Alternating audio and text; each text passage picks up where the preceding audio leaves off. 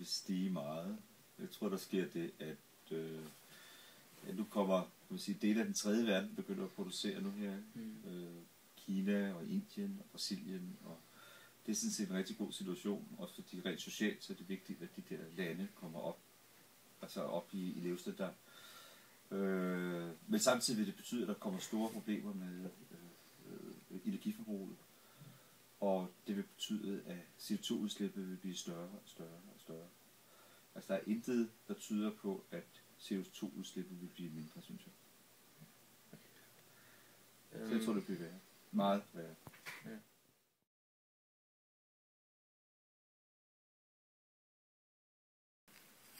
Ja, den kan jo stige i princippet op til 10 grader eller mere, kan man sige.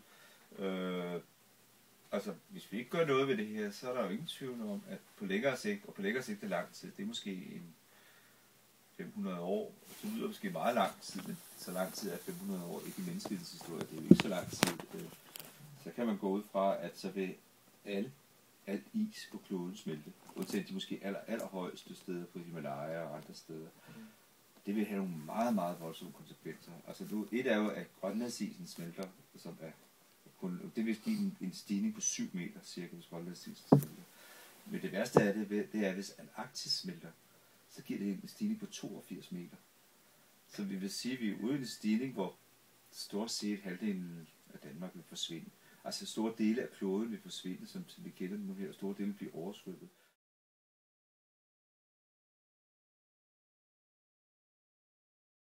Altså, at der er masser, der siger, at hvis vi ikke gør noget nu, så risikerer de der feedback-processer at gå i gang. Feedback-processer, det er sådan nogle processer, for eksempel, når permafrosten går i jorden. Ved du, hvad permafrost er? Permafrost er, at jorden for eksempel er permanent frossen hele tiden. Det er det oppe i nord for nogle polarcirkler og sådan noget, ikke? Der bygger man hus direkte, det er altid frossen. Der er ikke så jorden er altid frossen, det hedder permafrost. Men fordi der er så koldt, og har altid været det, altså de sidste 10.000 år har altid været koldt her, ikke? Så derfor, det hedder permafrost, det ligger i jorden. Det er, når permafrosten går af jorden, når temperaturen så ændrer sig, så begynder permafrost. Og der ligger helt noget, der hedder metan, liggende nede, det er jord.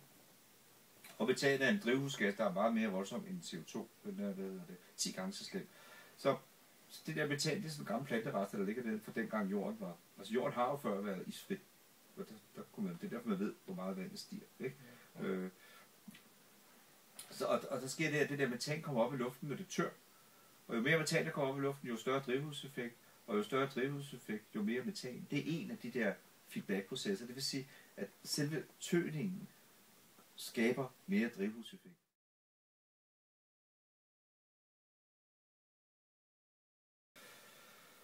Altså Danmark har faktisk gjort en del. Danmark er faktisk et af de lande i verden, der har gjort rimeligt meget. Vi har cirka, så vidt jeg husker, det 15% af vores energi, der kommer fra vindmøller. Og det er faktisk meget usædvanligt. Altså man kan sige, det er ikke den her regering, men den forrige regering. Den socialdemokratiske regering sin tid havde en miljøminister, der hed Svend Auken, som faktisk lavede nogle rigtig gode tiltag, hvor han meget støttede vindmølleindustrien. Det er derfor, vi har en forholdsvis stor vindmølleindustri her i Danmark.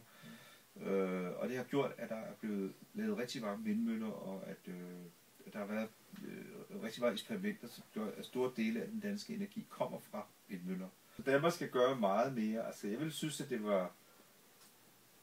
Altså Danmark er faktisk et land, som er så lille, og faktisk har en teknologi, som måske gør, at vi netop i Danmark vil være i stand til at udvikle, dels i forhold til bølgeenergi og nogle andre ting, som gør, at vi måske ikke kan lave et helt nyt CO2-frit Danmark, men i hvert fald har gode muligheder for det. Og det tror jeg vil være... Jeg tror faktisk rent profitmæssigt, hvis vi skal se på det på den måde, så ville det godt kunne betale sig for Danmark og begynde at sige, vi vil arbejde for at lave et helt CO2-frit Danmark i løbet af de næste 10 år måske. Eller sådan noget. Det har man jo gjort på Ærø. Jeg tror, det er steget 1 grad cirka. Det lyder måske ikke særlig meget, men 1 grad er rigtig, rigtig meget. Det har for eksempel gjort, at alle fiskene i Nordsøen er begyndt at ændre sig, at store dele af naturen begynder at ændre sig. Så det er rigtig meget. Og det, man kan sige, og det værste ved temperaturstigning er ikke, at det gennemsnitligt er steget 1 grad her. Det er faktisk sådan her. Hvis vi forestiller sig, at det lykkes os at lave, så har man beregnet, at hvis det lykkes os at reducere CO2-udvikling med 20%, altså reducere, nu stiger den, ikke? Ja. Som globalt set, så ville vi kunne holde den under 2 grader. Og det er det vigtige, der er sådan en 2 graders grænse, kan man sige. Hvis den kommer over 2 grader, så begynder der at gå for mange af de der feedback-processer i gang, som jeg snakker om, de der cirkler. Så har vi nogle personlige spørgsmål. Om du kører bil, Ja. hvilken bil, altså er det sådan en miljøvenlig bil? Eller? Nej, det er faktisk den der Toyota, der kører derud, som er en varebil. Det er faktisk sådan, det er der mange, der ikke ved. Det er faktisk sådan, at det er faktisk godt at køre i gamle biler. Altså det der med at skifte en bil er meget godt, hvis man ikke kan andet. Men at bygge en ny bil bruger så meget CO2. Så det kan godt tage sig i stedet for at køre videre i de gamle. Og det der med at skifte nye biler er ikke nødvendigvis genialt. Fordi det koster så meget at skrotte den CO2-mæssigt, og det koster så meget at bygge en ny. Det er virkelig en fordel at bruge de gamle, og så er jeg ikke råd til en ny, mere miljøvenlig bil. Men jeg har gjort for eksempel her på værkstedet, har vi lige skiftet til fjernvarme, hvor vi før havde 4 oliefyr kørende her, så har vi skiftet til fjernvarme, og jeg har så sparet 36 ton CO2 om år. Det er faktisk til det meget. Og det gør vi for hver år. Nu kan vi lige få fjernvarme i de sidste 2-3 uger. Så der har vi brugt til mange penge på at lave den her slags ting.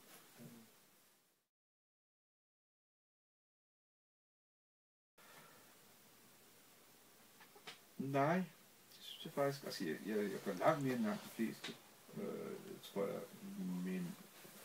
Men jeg mener, at mit forbrug og min måde at forbruge på, og hele min kulturs måde at forbruge på, at det er os, der er problemet. Og jeg er en del af problemet. Altså, jeg er en del af den måde, en del af den forbrugskultur. Og det kan man ikke slippe for, fordi man stadigvæk er en del af det her samfund. Så kan man sige, globalt set, så gør jeg på ingen måde nok i forhold til det, jeg skulle gøre. Men jeg har ikke råd til at gøre mere, kan man sige. Men jeg vil meget gerne være med til, at der var, og jeg vil også gerne være med til at betale for noget. Jeg vil godt være med til at betale mere for min benzin, for eksempel, min diesel, eller min olie til at putte i bilen, og alle sådan nogle ting der. Fordi jeg er godt klar over, at det vil være vigtigt for samfundet, jo højere den her pris var. Så jeg er ikke sådan en, der klager over, når olieprisen går op. Jeg synes faktisk, det er godt, at olieprisen går op.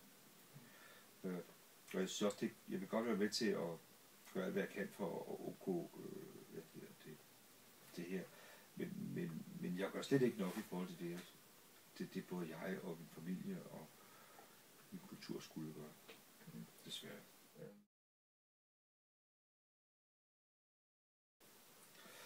Altså i virkeligheden tror jeg, at det allervigtigste, man kan gøre i jeres alder, er måske noget helt andet. Det er måske i virkeligheden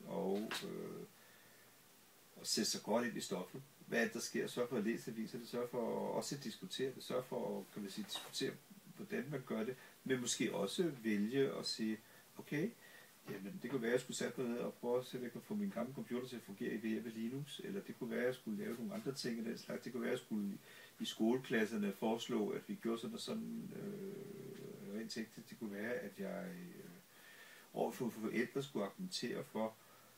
Jeg kan fx huske en af mine, det løb i Holdsvær, min 9-årige pige, der engang kom op, min vandhane dryppede. Så sagde hun til mig, hvor er sindssygt, den der vandhane drypper. Så jeg, hvad mener du med det? Ja, men det er klart, at det bruger en kubikmeter i døgnet, eller noget andet. Så det gør den kraft, der må du være sindssyg, og sådan noget. Så regnede jeg det sgu ud. Så har hun haft ret, den der lille gimmick på 9 år. Ja, det skyndte jeg da vel for skifte vandhanen. Det var sjovt, ikke? Men det betyder, altså, jeg tror, at bevidsthed betyder en del. Altså, om, hvordan man er bevidst om verden, ikke? Der er så mange dårlige informationer, så mange, der er interesseret i at snakke om, at det her ikke eksisterer. Der er sådan et godt ordsprog, der hedder, tumperne må redde verden, når det er de kloge ikke vil. Og måske kunne man opformulere det til at sige, de unge må redde verden, når nu de voksne ikke vil.